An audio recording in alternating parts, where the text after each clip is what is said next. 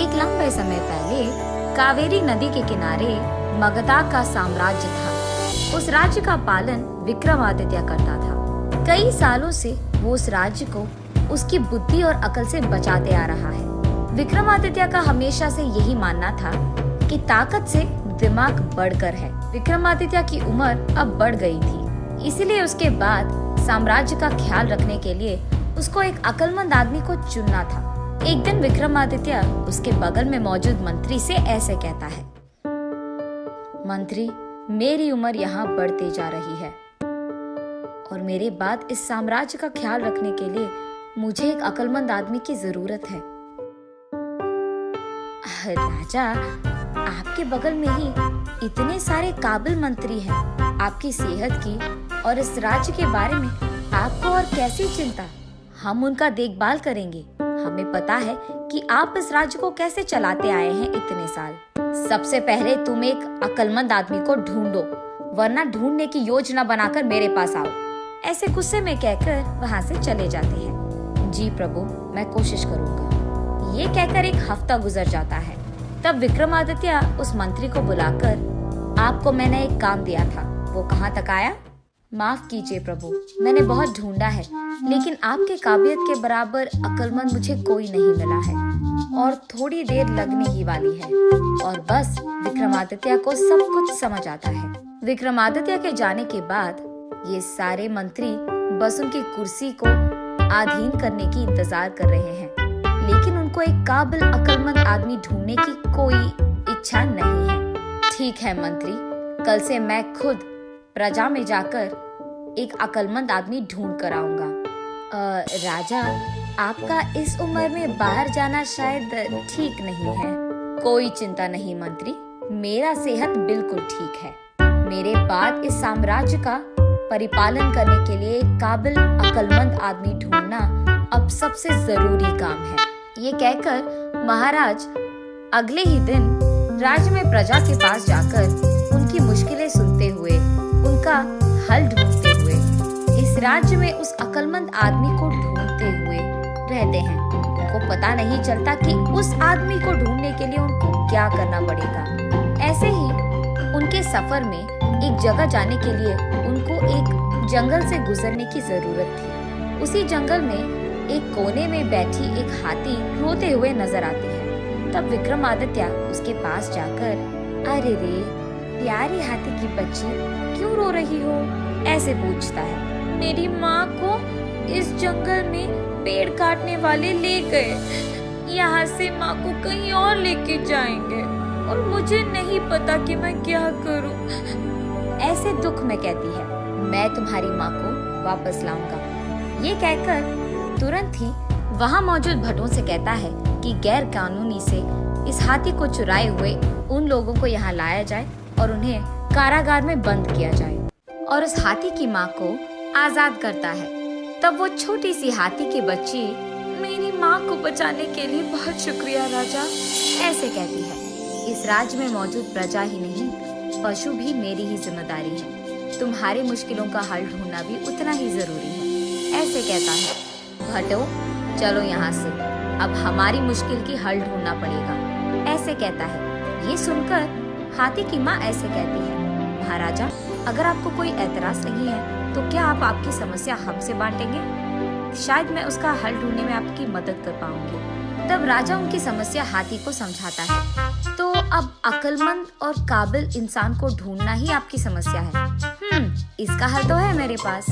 तब विक्रमादित्य कहता है, दया करके वो मुझे बता दो, ऐसे कहता है। हमारे पड़ोसी राज्य का राजा हमारे राज्य को आने वाली नदी पे एक बांध बनवा रहा है। अगर वो पूरा हुआ तो हमारे राज्य को पानी बिल्कुल नहीं आएगा। तब ये नदी भी सूख जाएगा और हमारा राज्य भी पानी के बिना तड़पेगा। अगर कोई इस समस्या का हल ढूंढ पाया तो उसे आप राजा बना दीजिए, ऐसे कहती है। तब राजा भी इस उपाय से सहमत होता है। तुरंत राजमहल को पहुंचकर इस समस्या का हल ढूंढने वाला को ही राजा बनाया जाएगा।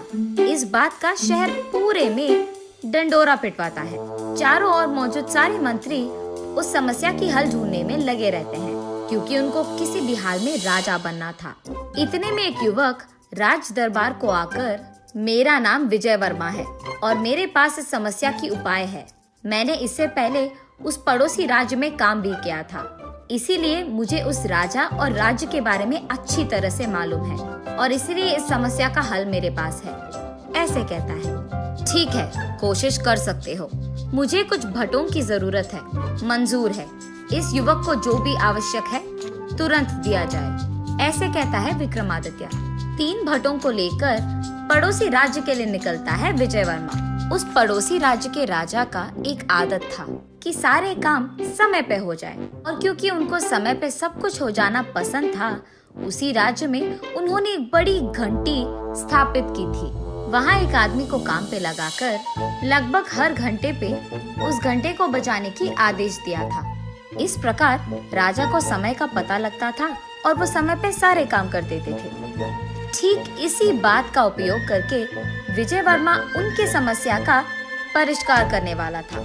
तीनों भटों के साथ घंटी के पास पहुंचकर उस घंटी बजाने वाले को पैसे देकर, तुम कल तक काम पे मत आना, ऐसे कहकर उन तीनों भटों में से एक का वेश बदलकर वहां उस आदमी के स्थान में रखते हैं। आधी रात होने के बाद हर आधे घंटे को तुम्हें ये घंटी बजाना होगा, याद रखना।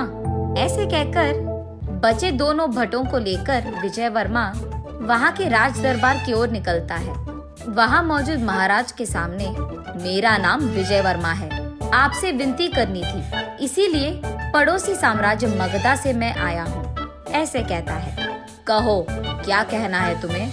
कावेरी नदी पे जो बांध आप बनवाने की कोशिश कर रहे हैं, उसके कारण हमारा राज्य सूखा पड़ जाएगा, इसीलिए इस प्रयत्न का अंत आपको अभी करना होगा। क्यों? अगर नहीं करा तो क्या कर लोगे तुम मगधा साम्राज्य वाले? ऐसे उन्हें नीचा दिखाते हुए हंसते हैं। ठीक है, अगर आप हमारे राज्य आने वाले पानी को रोक देंगे तो जरा ये भी याद रखना कि सूरज आपके राज्य को हमारे राज्य से आता है और मैं उस सूरज को आने नहीं दूंगा। ऐसे कहता है। बस आश्चर्यचकित होकर राजा, क्या तुम सूरज को हमारे राज्य आने से रोकोगे? क्या तुम्हारा दिमाग खराब है? ऐसे कहता है राजा। ठीक है, तो फिर आज ही मैं सूरज को गायब कर दूंगा। कुछ ही देर में सूर्यास्तम होगा और वही तुम्हारी आखिरी बार होगा। इसके बाद इस राज्य में सूरज कभी नहीं आएगा।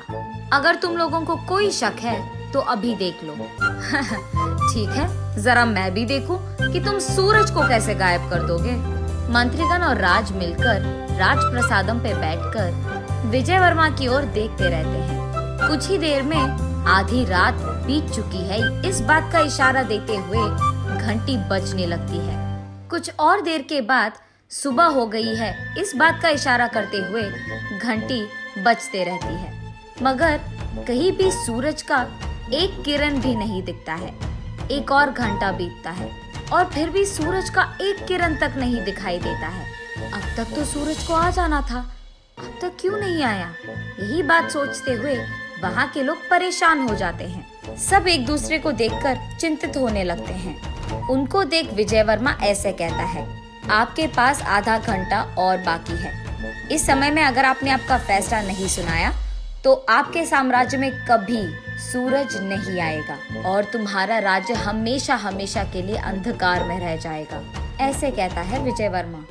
तब वहाँ मौजूद मंत्री तुरंत उठकर राजा के पास जाकर ऐसे कहते हैं, राजा, अगर और देर करेंगे तो लग रहा है कि और बड़ी मुसीबत आ जाएगी। हम उस बांध का काम यही रोक देंगे, यही बोल दीजिए आप उनको। ऐसे वो उनके राजा से कहता है। ये सुनकर राजा, ठीक है विजय वर्मा, हमको अब समझ आ गई है कि तुम सूरज को गायब कर सकते हो। कृपा करके सूरज को छोड़ दो, हमारे राज्य को ऐसे अंधकार में मत घसीटो। हम कावेरी नदी पे बांध बनवाना इसी वक्त रोक देंगे, ये मेरा वादा है, क्योंकि आपने खुद वादा किया कि आपसे गलती हो गई है और आप बांध बनवाना अभी रोक दोगे। मैं इस बार के लिए आपको माफ करके सूरज को आपके राज्य में भेज रहा हूँ। आइंदा मुझे अगर पता चला कि ऐसी कोई भी कोशिश आपने किया है तो इस बार मैं आपके सारे राज्य को अंधकार में घसीट दूंगा। और इतना ही नहीं, तुम्हारे राज्य पे मैं दंड यात्रा करूंगा, खबरदार। ऐसे उन लोगों को चेतावनी देता है विजय वर्मा। उसके बाद के अनुसार ही कुछ ही देर में सूर्योदय होता है और घंटी समय की इशारा करते हुए बजते हैं। बस सभी खुश होकर विजय वर्मा का आदर सत्कार करते हैं और उनको वापस भेज देते हैं। मगध साम्राज्य पहुंचने के बाद विजय वर्मा विक्रमादित्य से ऐसे कहता है, अब ये समस्या रही नहीं। ये कहकर वहाँ जो कुछ भी हुआ विक्रमादित्य को बताता है। राजा को ये बात बहुत अच्छी लगती है कि छोटी से छोटी आपत्ति के बिना, किसी का प्राण खोए बिना ही इतनी बड़ी समस्या का हल निकाल पाया है, और वो भी उसकी अकल से। विजय वर्मा को गर्व से देखते हुए, मैं जिस आदमी के तलाश में था तुम तो वही निकले और इस राज्य का पालन करने में काबिल भी हो। भला विजय वर्मा भला, ऐसे उसकी तारीफ करता है। अगले दिन विजय वर्मा को उस राज्य की नई राजा का आदर देकर उनका पट्टाभिषेक करता है विक्रमादित्य।